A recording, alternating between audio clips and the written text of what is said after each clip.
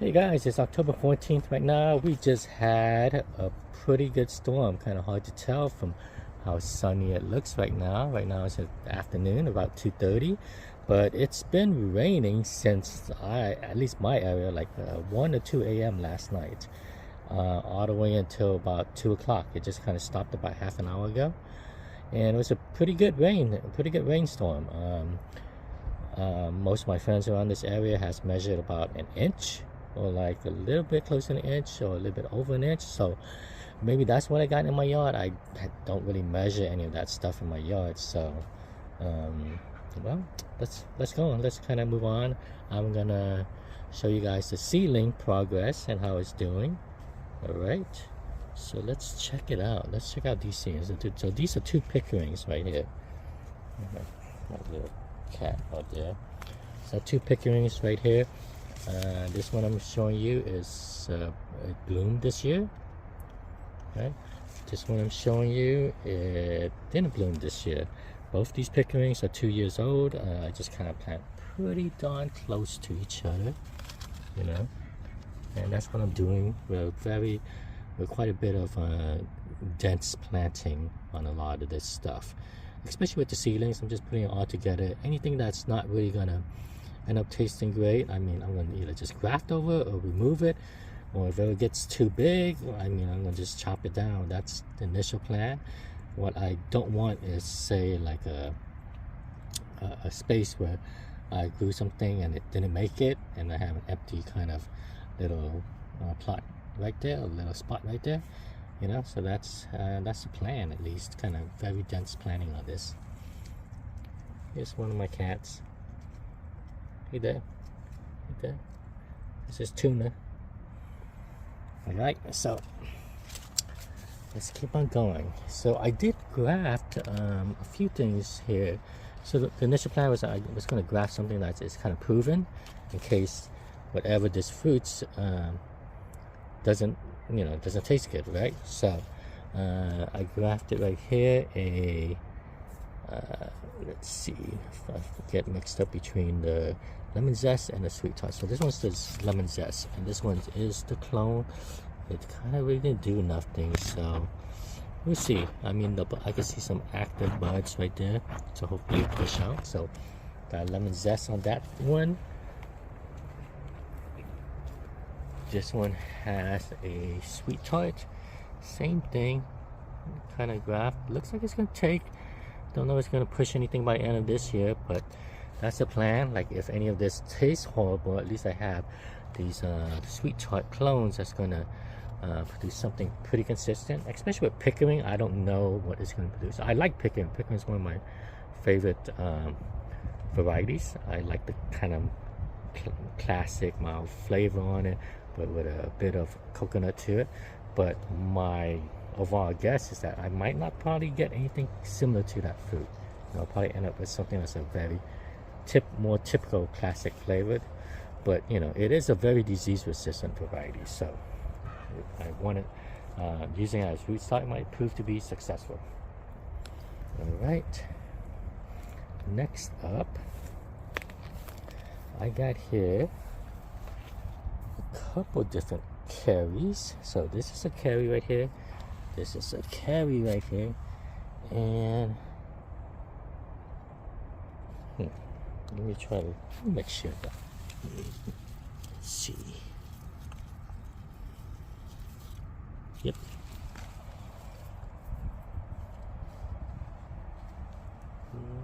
Yep, I'm just trying to look at my tags right now, make sure I got everything correct. So actually there's pretty much 4 carries right here. So first carry right here, this is another carry, all kind of exhibiting different growth habits to it. And here's another carry. This one's been doing the best, and it has shown a bit of vigor.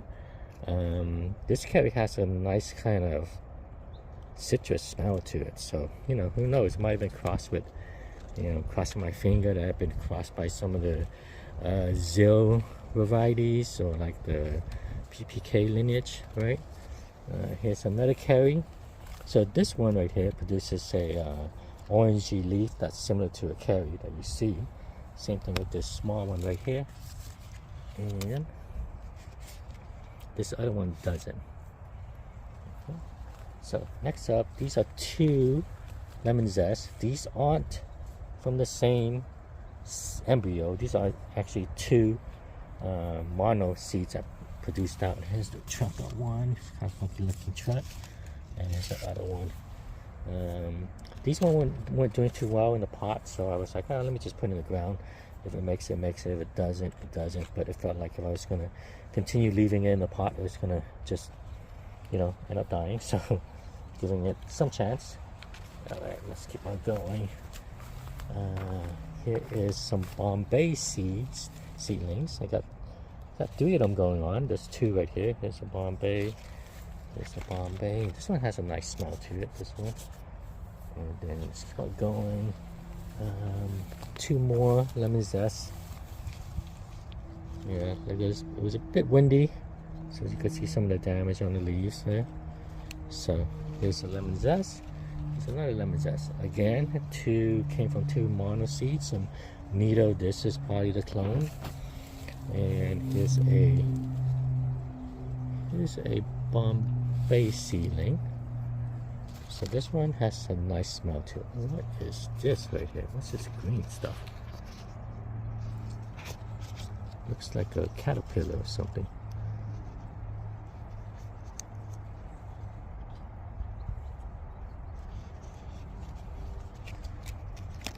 I have no idea what that is, but I am getting it off of the plant. So another Bombay. This one has a nice smell to it. Okay, let's keep on going. Let's see, I got some rosy gold, and what was the other one? Let's see if my tags are still around. Cogshaw, so let's see. Let's see if I can find all the tags on this. Might have lost it. But at least this one, for example, this one's Cogshaw. I believe this one's rosy gold right here. This one's rosy gold. And I think I have another. This is either another Cogshaw or another rosy gold.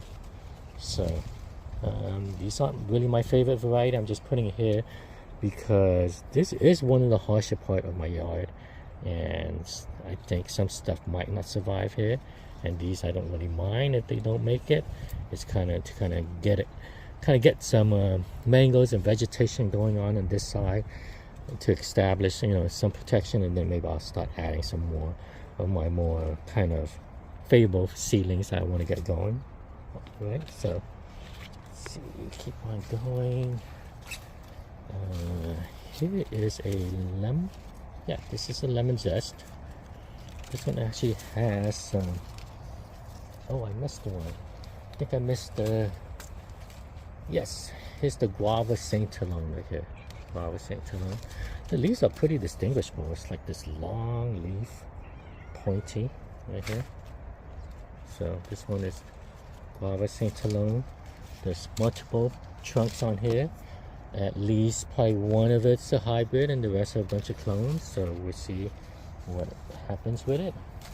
Up next is some lemon zest right here. Again, one of it's probably a hybrid. One of it's probably the clone. Let's see how it goes. Keep on going. Let's see. I believe these are honey kiss. So honey kiss right here. I actually put down 2 different seeds that have multiple trunks. One right here, one right here. Let's see. This one's a potted one. This one's a Kent rootstock right here. Kent right there. Oh no, this one is not Kent. This one is actually this one's lemon zest.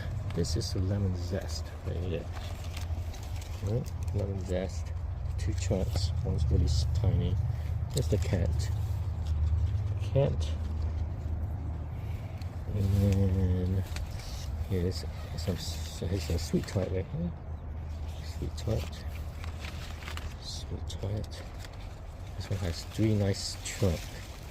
The sweet tart.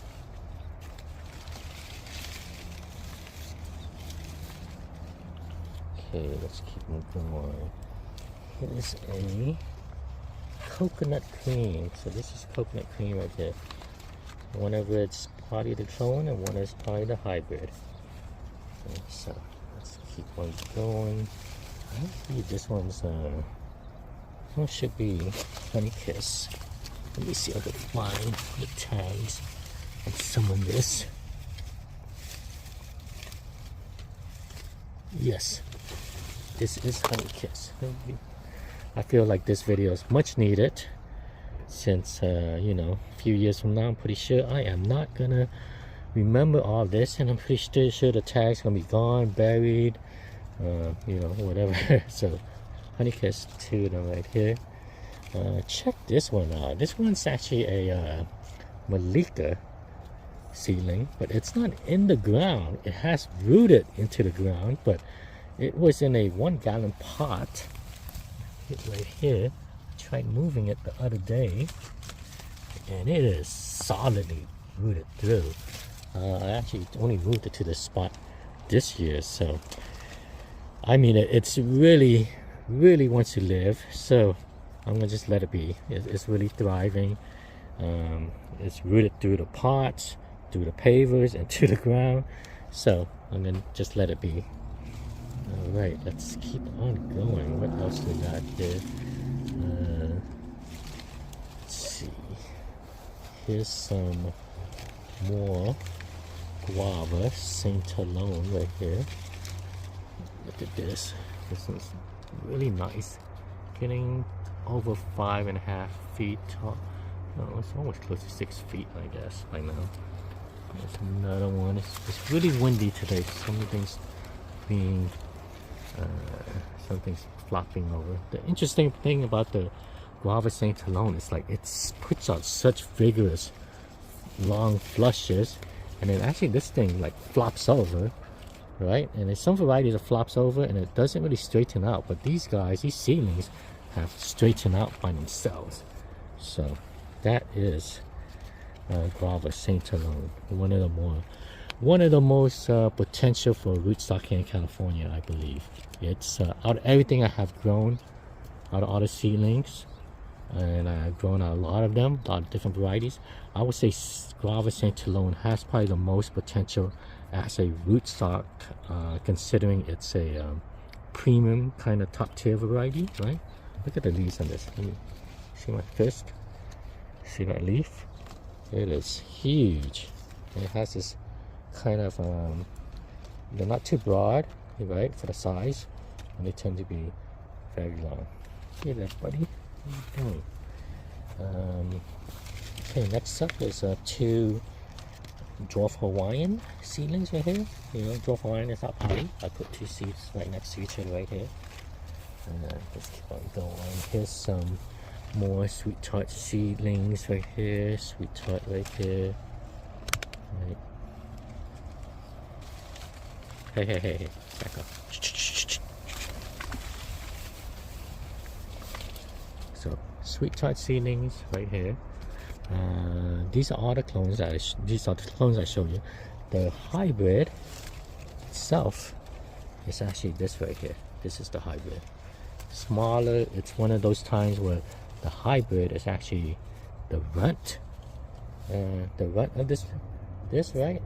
See how it's growing? It's very kind of much more narrow leaves, darker leaves, I would say, not as curvy. But this is the hybrid. So this is about like 3-4 trunks on here. This one has a very classic smell. Doesn't have that typical sweet tart smell, that strong acidic smell that you get on a sweet tart. And it is the runt. The other branches are, you know, getting much more taller, right? Let me keep on going. Let me show you something that's a bit sad. This right here is a cotton candy, and it was one of the most vigorous one. I mean, I imagine if this didn't not right now, it's probably got attacked by some kind of fungal issue. It's dying. It's gonna die back. It might live, but most likely it's gonna die. There's another one. This one's probably the clone, right, of Honey Kiss, right here. It's going really well. You could tell because it's brownish, more like a brownish leaf flush. This one had a very almost neon pink reddish leaf flush. Unfortunately, I don't really know what happened. I mean, my guess is that it's fungal. I tried to pull this out of the ground. It's in there pretty sturdy, so I just highly doubt that it's any kind of gopher damage. But whatever it is, it was susceptible to some sort of fungal pressure, and it's gonna die back. You know, you can see it's gonna start from here. It's gonna keep on moving down until, depending on where the fungal issue went in, that's where it's probably gonna stop. Lots of times on this, these dieback, you would actually think that dieback is happening like at the stem tip, but it's actually lots of times actually somewhere way below. You know, whether it's like if it was a grafted tree, it'd be like the graft line where fungal issues got in, or something below, and so it's really low. And even though you cut it back, it'll just keep on spreading. It looks like it's coming from the top down, but it's really just down below near one of the trunks and stuff, and not much you could do. So I'm hoping this survives, but again, I doubt it. I could already see some of the shriveling happening even here, which is a thicker part of it. And even here, you can see it right there, right? So let's see. I mean, it might stop somewhere here, might not, and just, you know, don't know where the issue happened. But unfortunately, it was a really nice grower. I think given another year, next year would have been like a, you know, would have been like an 8, 10 foot, 12 foot plant. So, but that's, I mean, that's one of the precautions I have taken with seedlings and mixing up seedlings and with reliable rootstock, because, you know, some of these seedlings, you don't know, like they might grow well, but they might be more susceptible to certain things. That's why like a very reliable Laverne Manila rootstock, a very reliable Alfalfa rootstock, you know, those things are much more do much more better, not just for growth, but like resistance to like any kind of fungal pressure too. So so we'll see. I doubt this will spread to anything else. I'm seeing this one here. This one's right next to it, which is part of the poly seeds, and there's no issue with it. I don't think I'm warning anything like that. All right, let's keep on going. Here's a cotton candy. That's really doing pretty well. This cotton candy. Let me make sure it's cotton candy. Yes, it is cotton candy. There's 2 trunks right here, one right here, one right here. Okay, so that's in the ground. It's doing really well. And just keep on going. Let's see. Here is a very dense canning of. This is an M4 right here, M4 and M4. This one bloomed. This one bloomed this spring. This one didn't. There's another one, M4 right here, and then this is a coconut cream. Alright, let's keep on going. Let me try to check out what's next. And here's another coconut cream. It's not really taking off, but I think I noticed the coconut cream being a bit slower. Okay. Here is the next seedling. This one's a from what I have been able to figure out, it's an M4 seedling. But this one's a hybrid. Notice the brown leaves on it, very vigorous. And here's some of the clones right here. Where is it? Right here. There's the clone right there. Another one right here. And this is the hybrid. Up next is my M4 seedling. Another one. This one has 3 trunks. Here's one right here. This one actually bloomed. I'm showing you this trunk right here bloomed. This one has not bloomed yet. Right? And then here's this other one that hasn't bloomed yet. So three nice sized trunk on this. One of it's definitely one of it's definitely the hybrid. One of it's not, but it's very hard to tell. It's probably self-pollinator or something like that. And I have some high hopes for this. I'm hoping by next year it's going to be a pretty large plant. M4, I've been focusing quite a bit on M4 because it's grafted, the grafted original kind of M4, or like these seedling clones of it. So that's you know, hoping to get these guys going.